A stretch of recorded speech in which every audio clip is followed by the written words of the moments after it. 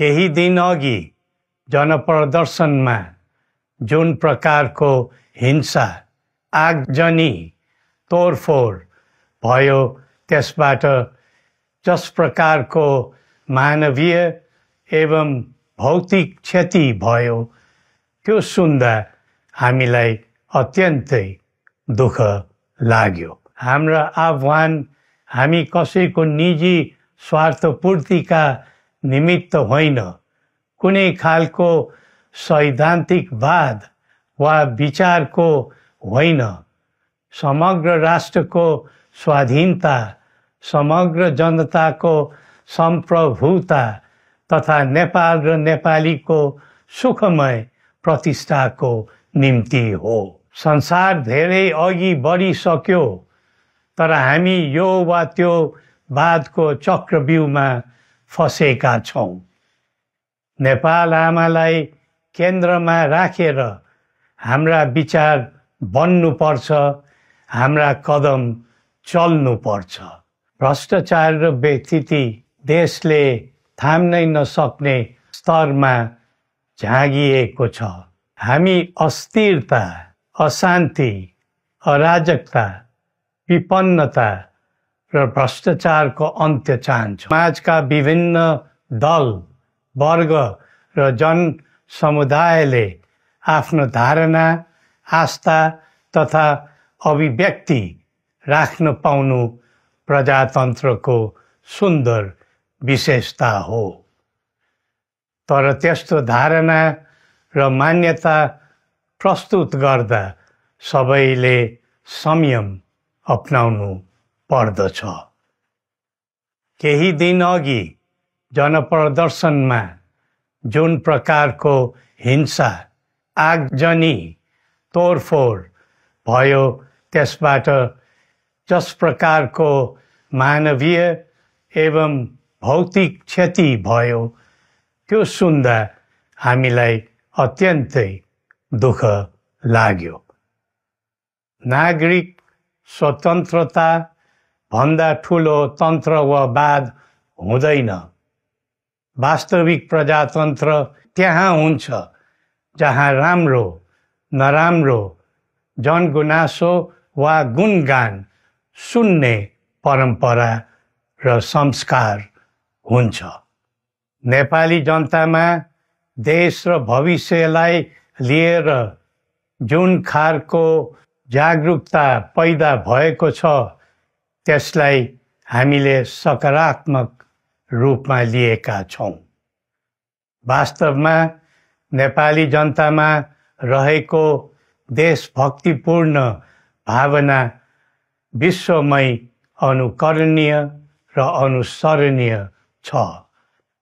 देशलाई विद्यमान जटिलताबाट मुक्त गराई शान्त, स्थिर र समृद्ध मुलुक बनाउने जागरुकता जुन पैदा भएको छ, नयाँ वर्ष 2082 मा नेपाली जनताको चाहना अनुसारको परिणाम हासिल हुने विश्वास थपिएको छ।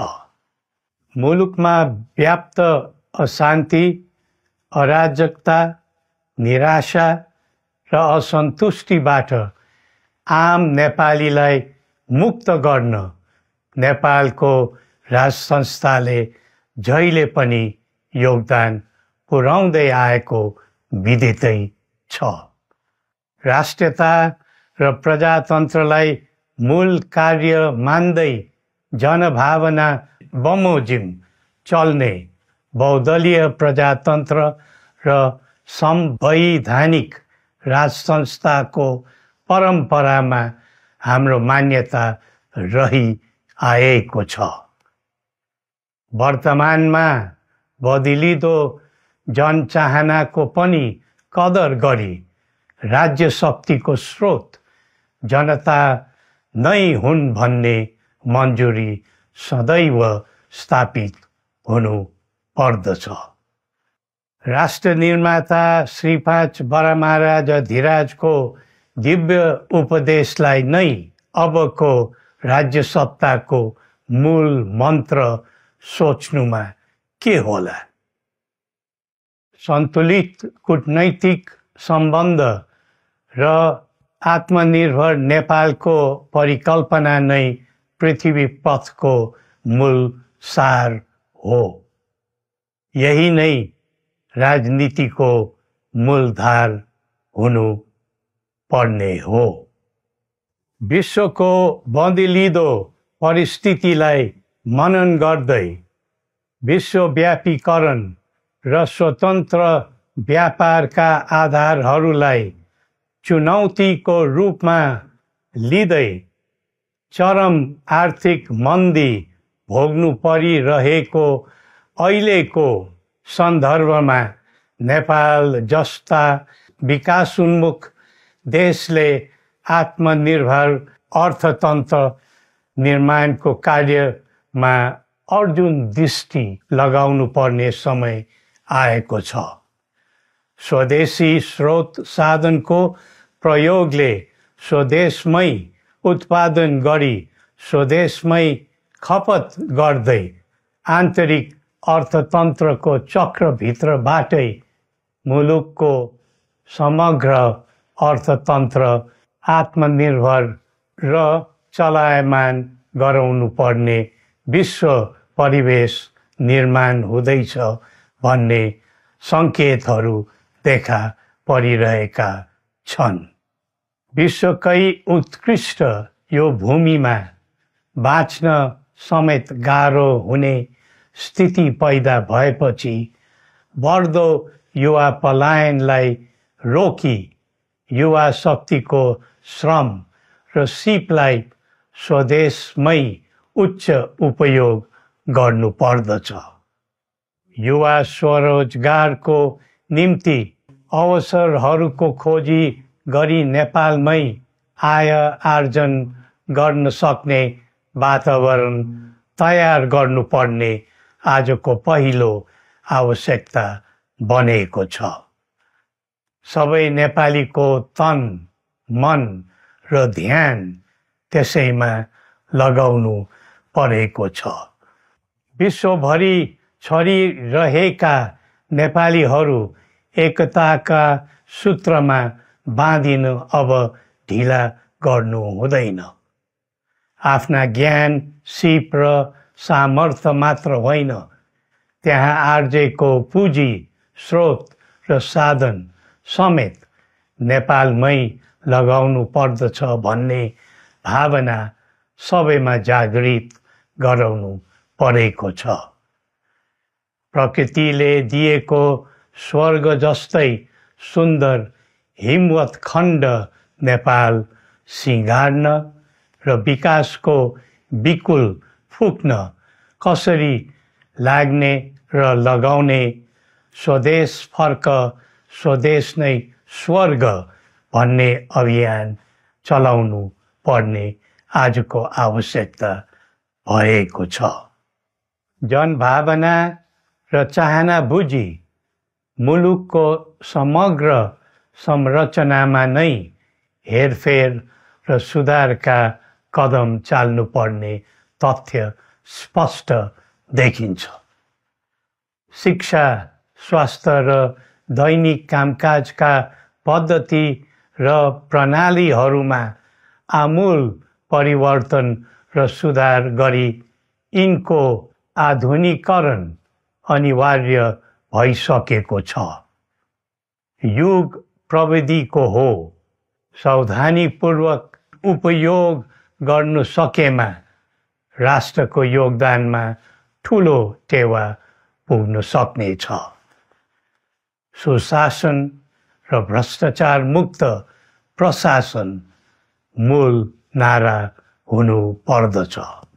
हामी अस्थिरता, अशान्ति, अराजकता, विपन्नता र भ्रष्टाचारको अन्त्य चाहन्छौँ। त्यसका निम्ति नेपाली जनताबाट हुने हरेक प्रयासहरूमा एकबद्धता रहनेछ।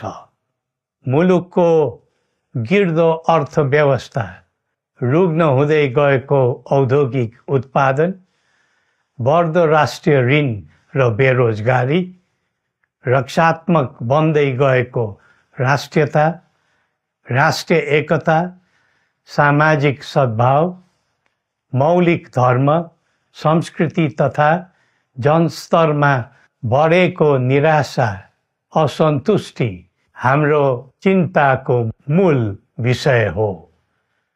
नागरिक पलायनसँगै पुँजी पलायन, भ्रष्टाचार र व्यथिति देशले थाम्नै नसक्ने स्तरमा झाँगिएको छ।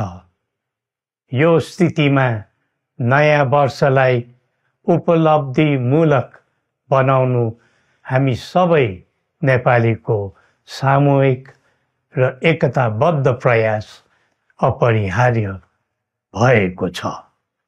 नेपाली बीच द्वन्द्व नहोस्, परस्पर अविश्वास र हिंसाको दुःखद मनोस्थिति नबनोस्, देशवासीहरू कुनै पनि नाम र न्युहुमा ध्रुवीकृत नबनुन् भन्नेतर्फ हामी सदैव सचेत र संवेदनशील छौँ। नेपालीको एकतामा नै नेपालको भविष्य निहित रहेको यथार्थलाई हामीले आत्मसात गरेका छौँ। सबैले यही वास्तविकतालाई आत्मबोध गर्नुपर्दछ भन्ने ठान्दछौँ। हाम्रा आह्वान हामी कसैको निजी स्वार्थपूर्तिका निमित्त होइन, कुनै खालको सैद्धान्तिकवाद वा विचारको होइन, समग्र राष्ट्रको स्वाधीनता, समग्र जनताको सम्प्रभुता तथा नेपाल र नेपालीको सुखमय प्रतिष्ठाको निम्ति हो।